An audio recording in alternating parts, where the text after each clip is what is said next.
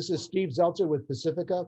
We're coming now on the 1-year anniversary of the murder of George Floyd. And this issue of his murder has created a mass movement of protest and anger among millions of people, not just in the United States, but internationally. And one of the key issues is the whole question of the working class and the labor movement. What does this mean for the working class and the trade unions, and what should the working class do about these continual attacks and murders? Because the murders, the terrorism in the Black community, the Latino community continues. And joining us is Clarence Thomas, who is a retired Secretary-Treasurer of ILWU Local 10, and has been active for decades in the struggle for justice, equality in the union and the labor movement as a whole. So welcome to Pacifica, Clarence. Thanks for having me on, Steve. There's a great deal going on, and I know you want to get right to it. Clarence, a year after, what are the real lessons of the murder of George Floyd, and what does this mean for working people, Black people, all people in this country and internationally, that this assault continues, murders and attacks, and it is ongoing? Well, Steve, I think that, you know, we've seen a breakthrough in terms of how the multinational working class views these murders. They're not only looking at it through the lens of racism and systemic racism and white supremacy, but they're also beginning to see its relationship to capitalism. I think that, you know, for ILWU members, we have a history that we can learn and draw from. Specifically in 1934, July 5th is a date that is commemorated by longshore workers on the West Coast. It's called Bloody Thursday, because on that day during the West Coast waterfront strike on July 5th, 1934, 2 strikers were killed. One was a longshore worker and the other one was a member of the Marine Cooks and Steward. They both were shot in the back by the police. So our members understand the relationship between the police and the state. Those killings prompted a general strike in San Francisco that lasted for a duration of 4 days, paralyzing the entire city. We understand that relationship. A lot of white members of the working class, they have a hard time connecting those dots because they view the police entirely different than what the Black community views the police. I used to be in the Black Panther Party back in the late 60s, and Huey P. Newton describes the police department as being an occupying force in the community. The police department is there not to protect and serve the community, it's to protect and serve property, the rich and the state, and for social control over the Black population. So I think that that's one of the advantages that the ILWU members can draw from. I think that one of the things that people in the United States and all over the world have been able to see is that the relationship between capitalism and the police. First of all, the police represent the ruling class. When the police kill Black people with no kind of accountability, that emanates from the fact of the role of the police in the United States of America. That role emanates from the slave catchers. White police officers don't view Black people in the same way as they view whites. And so their whole perception of encounters with the community is entirely different. We've witnessed whites who have murdered scores of people, and the police arrest them as if they were taking them in for running a red light. Whereas Black people, they can be Black men, women, or children, are indiscriminately shot down because the police said, I thought they had a gun. But one of the things that many of the whites who have been in the streets protesting, they understand that their future is very dim. Their future is dim because of the lack of opportunities that are presented to the working class, to whites, even the middle class today. There are no jobs. There is no national living wage. There's a lack of affordable housing. I was talking to a longshore worker just the other day who's also a real estate broker. He said that the average longshore worker can't afford to live in Oakland, let alone live in San Francisco. The wages are too low. But people are beginning to understand I guess you could say, the interrelationship between race and class. And that's a real big, a real eye opener. I was really shocked to see the number of whites that were in the street. It's not just a question of police terror. It also has to do with the whole question of capitalism. Young people are very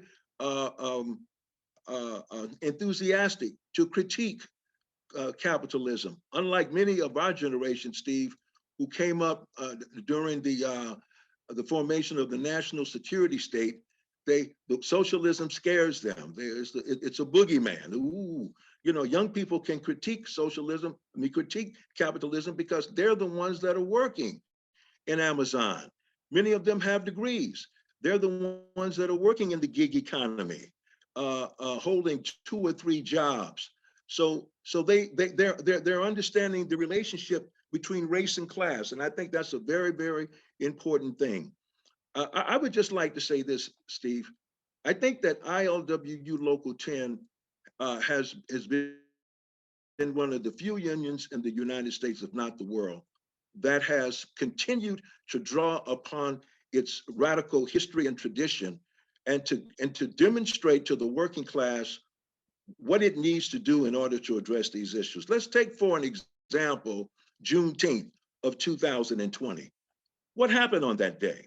Well, all 29 ports on the West Coast, including Vancouver, British Columbia, shut down for 8 hours to commemorate Juneteenth. Also, to call for an end to systemic racism, police terror, and the privatization of the Port of Oakland. And why is the privatization of the Port of Oakland so important? Because we have a right-wing billionaire by the name of John Fisher and his family that want to privatize part of the 3rd busiest port on the West Coast, which is Howard Terminal, some 50 acres of real estate that has been used for the purpose of maritime and industrial uses for over 125 years. Fisher wants to build a 34,000 seat baseball park, 3,000 what I call skybox condominiums next to the ballpark, a 400-room hotel, some 1.9 million square feet of retail and commercial space at the 3rd busiest port on the West Coast. This is a case of capitalism run amok, where you have a multi-billionaire who wants to impose his will on some of the most powerful employers in the world. I'm speaking now of shipping companies, stevedoring companies, and terminal operators who pay some of the best wages anywhere in the country. The Port of Oakland is the economic engine for the entire region of Northern California. The idea that that a baseball owner would hold the city hostage to say, we're going to leave the city if you don't give us 120 acres where the Oakland Coliseum and the Oracle Arena are located, if you don't give us 55 acres of the Port of Oakland, if you don't give us $1 billion in a tax relief for infrastructure. In 2019, they said it was going to be 200 million. It's escalated now to $1 billion. I mean, and we have all kinds of issues here. The average new apartment going up right now in the city of Oakland rents for $3,000 a month. We have a terrible situation with a lack of affordable housing. Our streets are in terrible condition. We have issues with our public schools, all kinds, but yet you're going to give billions of dollars. They want to create an inner city for the rich at the port. So, you know, all of these things are happening. ILWU Local 10 is on the front line. And I just want to say something, Steve, because I'm 73 and I might forget. I have a new book out. It's called Mobilizing in Our Own Name, the Million Worker March Movement. This book chronicles much of what I've been describing. It talks about the ILWU's history in terms of, as Angela Davis stated on Juneteenth, she says, when the ILWU takes a stand, the world feels its reverberation. And she talked about the historic actions that the ILWU has taken in terms of support for Japanese and speaking out against their internment. Speaking in terms of Dr. Martin Luther King Jr., who was made an honorary member of our local in 1967, 6 months before his assassination, about the militant action that we took to refuse to unload South African cargo for 11 days in 1984, calling for justice for Mumia Abu Jamal and shutting down all 29 ports on the West Coast in 1999, shutting down all West Coast ports on May Day 2008 to protest the war in Iraq and Afghanistan. I can go on and on and on. One of the things that I'm really proud of is the action that we've taken around the question of Palestine, actions of refusing to handle cargo on the Zim line, which is an Israeli shipping company. That started in 2010, blocked the boat in 2014. We think that these examples are what other trade unions should follow. It's no accident that longshore workers are some of the most militant workers in the world. And one of the reasons for that is that we understand that the cargo does not become merchandise until it's taken off the ship.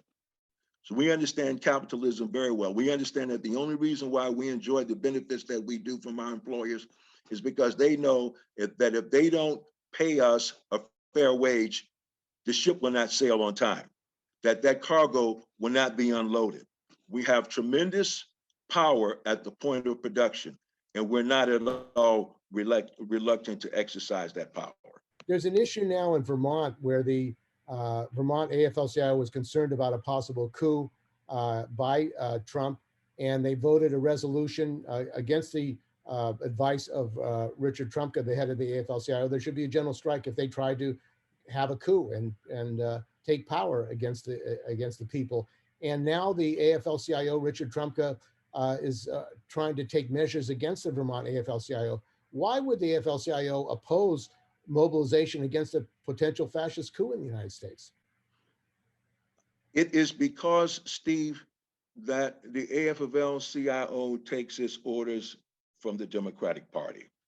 And that was one of the issues that, as you know, when we organized the Million Worker March for October 17, 2004, the officialdom of labor said, don't do it. And the Democratic Party said, don't do it.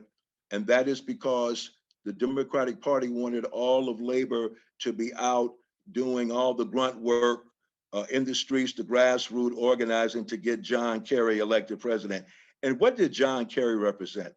First of all, John Kerry is a multi-billionaire, married to the heiress of the Heinz ketchup company. He's also a person who is a neoliberal advocate. He was advocating a surge in the number of troops in Iraq. He supported offshoring of jobs. There was nothing about the Million Worker March program of ending corporate greed, ending NAFTA, ending Taft-Hartley, protecting Social Security. None of those objectives were within his mindset at all. Let me just say this. Today's workers can no longer depend on bourgeois politicians to address issues of systemic racism, income inequality, corporate greed, workers' rights, universal health care, slashing the military budget, and ending the murder of African Americans and people of color. I think one of the greatest examples of how we can see the relationship between the Democratic Party and the Republican Party is their position on the barbaric a mass murder of what the Israeli military and Zionist government is unleashing on the Palestinian people, both the Republicans and Democrats. If you put most of the Republicans and all the Republicans and most of the Democrats, you put a microphone in front of their face, you know what they say? It's like it's almost like they have a ventriloquist. Like somebody is pulling the strings. They say, quote, Israel has a right to defend itself, as if Israel and the Palestinians are co-combatants. United States government has provided the latest in military technology and know-how, training, and weaponry to against people that don't even have an army. Some 200 plus people have been killed, of which some 61 are children, 40 of which are women.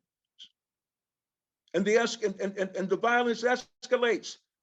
Israel is targeting doctors. One of the leading doctors in terms of addressing the issue of COVID-19 was killed.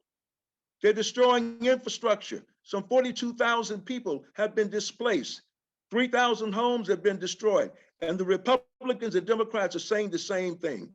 Fundamentally, there is no difference between the two. So when you talk about the AFL-CIO, they are connected to the hip to the Democratic Party, and it's awful.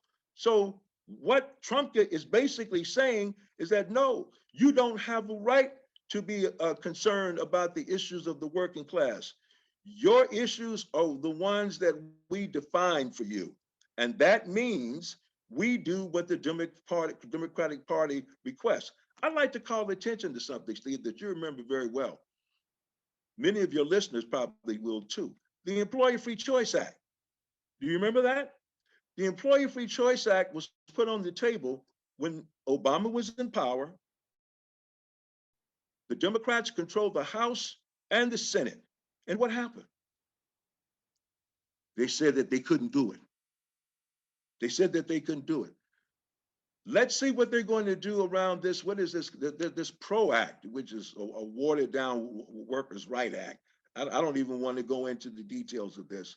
What are they going to do around the question of not voter suppression, voter nullification?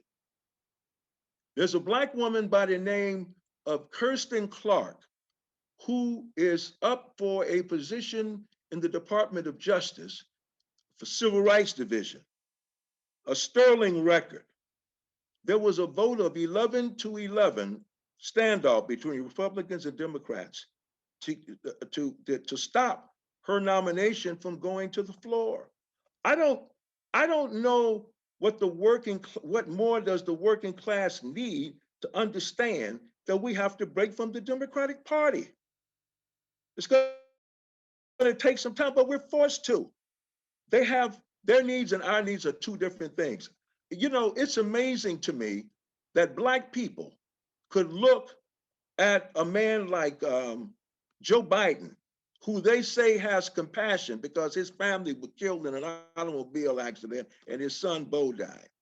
Do you think that a man of conscience could allow the barbaric onslaught that's taking place right now in Gaza and the West Bank to take place, where women and children, and not only this, but this is a continuous genocide that the Israelis have been perpetuated. It has not started.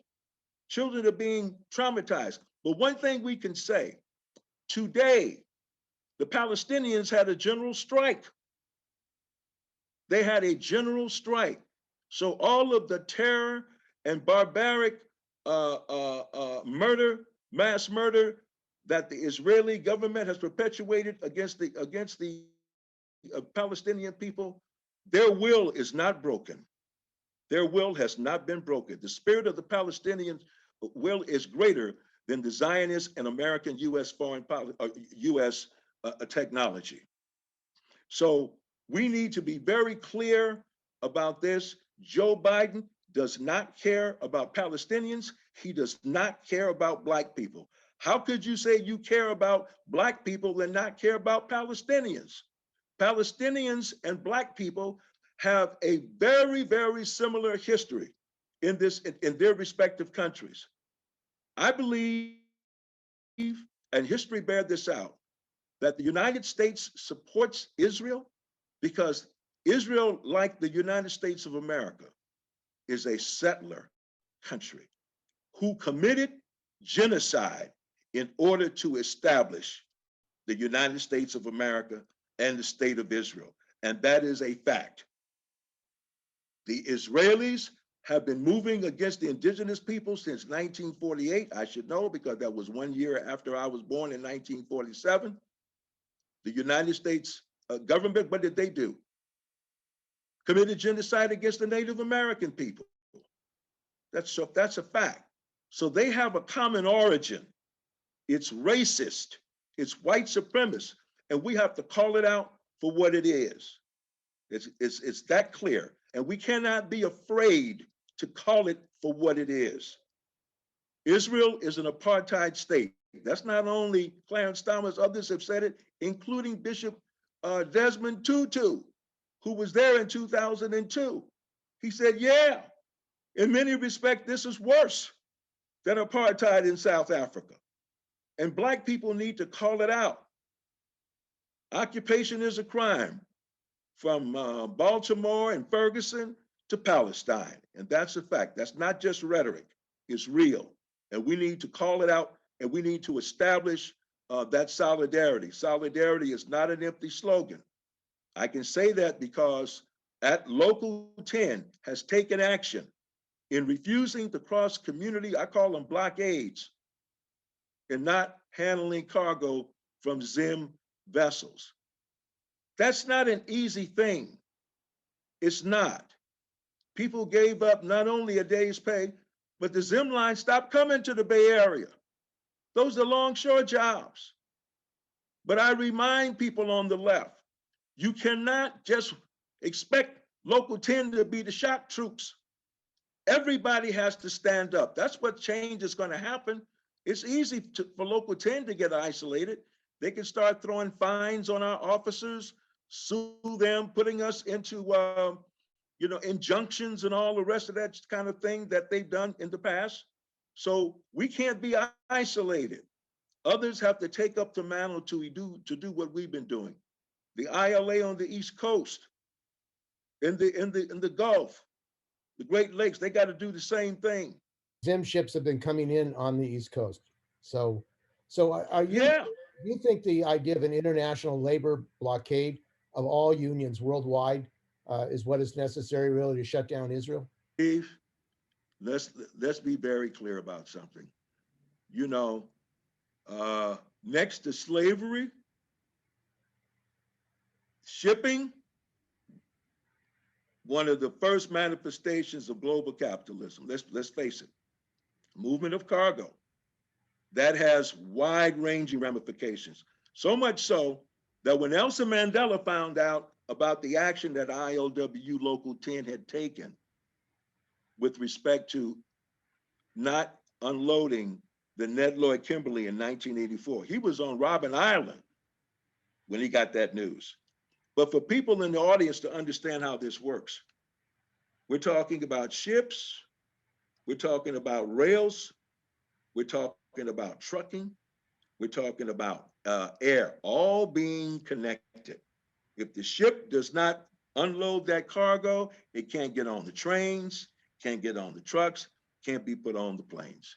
We're very, very, very critical. I've said on many times, if the ILWU, the ILA, and the Teamsters take united, those are some of the 3 strongest industrial unions in the United States of America. We could change US foreign policy. We could have national health care if we wanted it. But yes, to answer your question, absolutely, absolutely. The working class has to demonstrate its power. And in so doing, we're also demonstrating how we have to overcome systemic racism, gender discrimination. I've spoken to our white members of ILWU Local 10, and I've mentioned to them that long before Black people came on the waterfront, there was discrimination. They seem like they're puzzled when I tell them that. But I have to remind them about the shape up, about how the fake fake union bosses would pick and choose what workers would go to work, because we didn't have a union hall where jobs were democratically dispatched. No. So the boss would go out. You know what he would do? He would pick people from a certain ethnic group. He would pick people who were friends of his. He would pick people who were involved in providing kickbacks and family members. And they would have workers pitted against one another. Harry Bridges said it best. He said, discrimination is a tool of bosses. That's exactly what it is. And Harry Bridges, he was not perfect, but he was one of the greatest labor leaders of the 20th century. And one thing that I will always respect about Harry Bridges, he understood the relationship between race and class. And in 1934, when Harry Bridges and men like Henry Schmidt and others who recognized that they needed to have the Black community of the Bay Area to not take replacement jobs and to not cross the picket line, he went to the Black churches and appealed to the Black community. He offered them a, quote, a new deal, a real one. And he said that if Black people were to stick with the union and not cross the picket line, that they would make sure that African Americans would be hired on that waterfront. And it is no accident that I am a third generation member of ILWU Local 10. My maternal grandfather started working on the waterfront in 1944. My father started in 63. My great uncle started in 65. My mother is 92 years old. I teased her and I said, you've been on the Piraeus payroll since the 1940s. I said, you've been the daughter of a longshoreman, the wife of a longshoreman, and the mother of a longshoreman. And she's 92 years of age. And I'm so glad that she is still with us today. And she is a radical to her heart. But to make a long story short, that discrimination being the tool of the bosses, that's what they use all the time. They try to make the crane operators think that they're special and that they're better and different than the men and women who do the manual labor. They try to make the clerks seem as if they're special. It's all just trying to divide the working class. And we have to be able to see through that. And in particularly white workers. White workers need to understand that their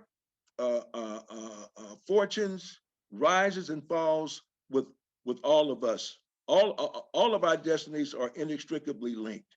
And this whole thing about how the Democratic Party and the Republican Party talk about the white working class to try to separate it from the Black working class. The Black working class wants the same as the white working class. What is this bullshit about? They talk about middle class. That's nothing more than describing white working class folks as being something other than what they are. They're workers. They're workers. I don't care if you're making $300,000, $400,000 a year. If you got to get up and put on overalls or whatever else you have to do to go to work to earn that money, you are a worker. And if you're terminated, you're in a very difficult situation. We need to have changes in our labor laws. Workers should be able to determine whether or not they want to be, how they want to be represented by simply signing a card. What we just witnessed with the Bessemer workers in with Amazon was outrageous. It was outrageous, where you have people who are held as a captive audience being told, being threatened with all kinds of consequences if they vote for a union. This is awful. This is a form of fascism. And we have to stand up and call it for what it is. There was a time in this country when the working class spoke, when labor spoke for the entire working class. Where some of the organized labor is supposed to be the advance guard of the working class. But when you got leadership like Trumka, who's threatening people for standing up for the rights not only of their own members, but the entire working class, that's criminal. We need to see a change in the AFL-CIO leadership. There needs to be a change. Labor needs to understand that their interest is different from that of the boss, and from that of the Democratic Party and the Republican Party. And remember, these differences between the Democrats and the Republicans are minuscule, because just look at what happened on January 6th, when Democrats' lives were nearly taken from them. Nancy Pelosi, Chuck Schumer, they almost died because of right-wing domestic terrorists who attacked the Capitol, the nation's capital. They were all quaking in their boots, but yet they are silent when women and children are being targeted, when the infrastructure of a country that is being oppressed, that is being systematically removed, where their children are being targeted and they're silent. That tells you a lot about the Democrat and Republican Party, Steve. I don't know how anybody can forget that kind of nonsense. That's right there in your face. Okay, well, I want to thank you very much for joining us. We've been talking with Clarence Thomas, former Secretary Treasurer of ILWU Local 10, who's just written a book about the struggle of workers, ILWU and other workers, to unite and defend workers in their own name. So thanks for joining us on Pacific. And thank you, Steve, for having me. Peace and solidarity.